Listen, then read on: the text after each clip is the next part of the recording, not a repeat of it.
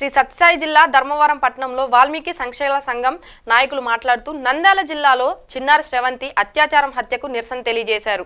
అదేవిధంగా ముఖ్యమంత్రి Chandrababu Naidu, deputy CM Pawan Kalyan, home minister Vangalapudi Anitha వెంటనే స్పందించి నిందితులను శిక్షించాలని రాజకీయాల పార్టీలకు అతీతంగా ధర్మవరం వాల్మీకి సంక్షేమ సంఘాల నాయకులు తెలియజేశారు. ఈ కార్యక్రమంలో సాకే మద్దిలేటి, గోట్లూరు చంద్ర, బోయ రవిచంద్ర, సాయి, చీమల జయ, బొట్టు కృష్ణ తదితరులు పాల్గొన్నారు. నంద్యాల జిల్లా ముచ్చుమర్రి గ్రామంలో కొంతమంది అతి కిరాతకంగా ఆ అమ్మాయిని ఎత్తుకొని వెళ్ళి అమ్మాయిని రేప్ చేసి అమ్మాయిని హత్య చేసి కాలువలో పడేయడం జరిగినది. ఇంతవరకు ఆ అమ్మాయి శవం కూడా ఆచూకీ లభ్యం కాలేదు.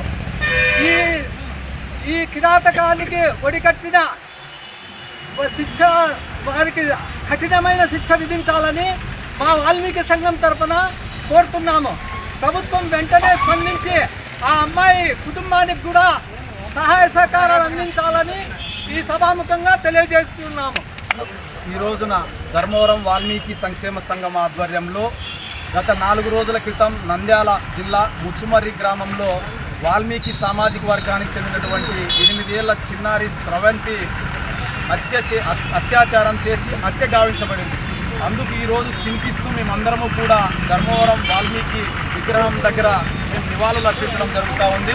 కేంద్ర రాష్ట్ర ప్రభుత్వాలను మేమందరము కూడా విన్నవించుకుంటున్నటువంటి విషయం ఏమిటి అంటే ఆ కుటుంబాన్ని ఆదుకోవాల్సినటువంటి అవసరం ఉంది కనుక ప్రభుత్వాలు కూడా కుటుంబాన్ని ఆదుకోవాలా. అదేవిధంగా వీలైనంత తొందరగా స్రవంతి ఎక్కడుందో ఆ డెడ్ బాడీని ట్రేస్ చేసి ఆ కుటుంబ సభ్యులకు అప్పగించాలా అనేటువంటి ఉద్దేశంతో ఇవాళ ఇక్కడ నివాళులు అర్పించడం జరిగింది.